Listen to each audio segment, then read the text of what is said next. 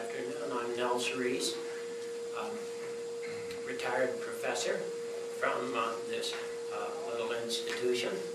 I've had a 50-year relationship with this place, so you can notice that there's some older folks at this table. We've been around this town, but my 50-year relationship, I came here to school in '57 and tried to get an education.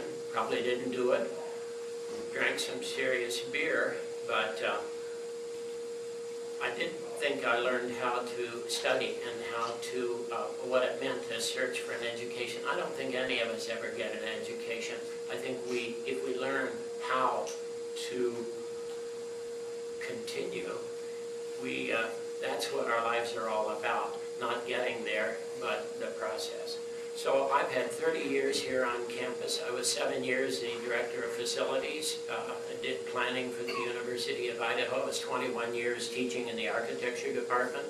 Taught in this building and many other buildings. Urban theory was my course, so I'm used to speaking to 60, 70 students and grading a lot of grim papers, but it was a great time for me. It's university's probably done more for me than I've done for it.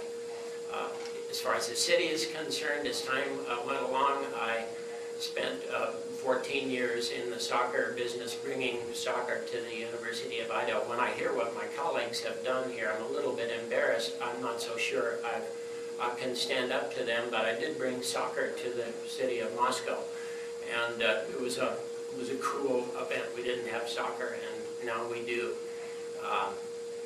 I have served for the last 13 years on the Planning and Zoning Commission, so with the practical work that I did on campus, planning with the campus, and the theoretical work that I got in class, teaching about cities, villages, towns, and then the practical view of looking at every subdivision that comes to the city of Moscow and a few other issues as well. I think I have something to share with you and the citizens of Moscow in terms of background. Ed Bacon once said, he was a great Philadelphia planner, and he said that the building of cities is one of man's greatest achievements. And I tend to agree with that. I tend to like cities, even though I don't live in one. I just live in a village, but it's sort of trying to be a town. But I have to race over to Seattle and Portland and New York City to get a fix every so often. If we think about our participation in cities, and we go back to the democracy of Greece and think about what Pericles told us, he said that any man who does not serve his city is not just unambitious, but it is useless. And I would say I tend to agree with that, and I don't think you can see that at this table. But the 8 people you have before you have served this city in varied and interesting ways, and I guess I would just feel a little bit bad that you couldn't draw a few more of your friends to this meeting. We almost outnumber you today.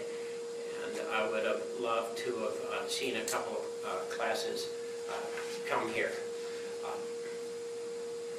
The idea, this city politics in my mind is sort of the best kind of politics. It's not about ideologies. It's about being able to get good water to your house. It's about being able to take care of the poop and get it away from your house. And it's about having the potholes filled. And perhaps even the snow has to get picked up occasionally. The garbage has to get picked up. Those are real issues that I think make city politics really meaningful. Once you get to the national level, I don't want to talk about it as much. It's just not the same kind of thing. So I would encourage you to vote and to get your friends to come out and think about participating in the process. Now, as far as my agenda, I know that city council people don't get to do as much as they dream about because the mayor and the city supervisor is going to keep you busy trying to make budgets work and what have you. But one project that I'm particularly intrigued with is a thing called Legacy Crossing out there in the railroad district between here and downtown. And it's an opportunity.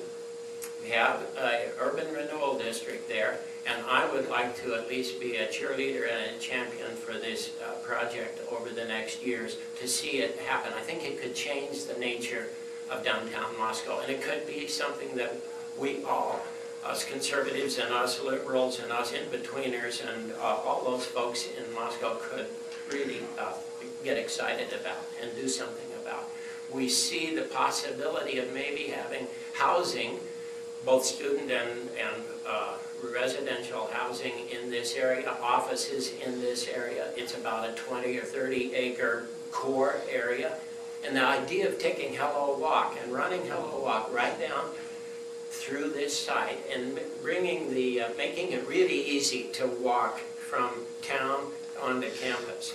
And imagine some of your professors living there and just falling out of bed and being in class and not have to drive in. I mean, there's still going to be people who want to live on Moscow Mountain, but there must be a few people who would like a more urban kind of lifestyle. So that's a project that I'm particularly excited about. And I'm also a preservationist, so I'm very big on trying to preserve our existing communities and trying to make sure that we don't destroy them while we're doing something new.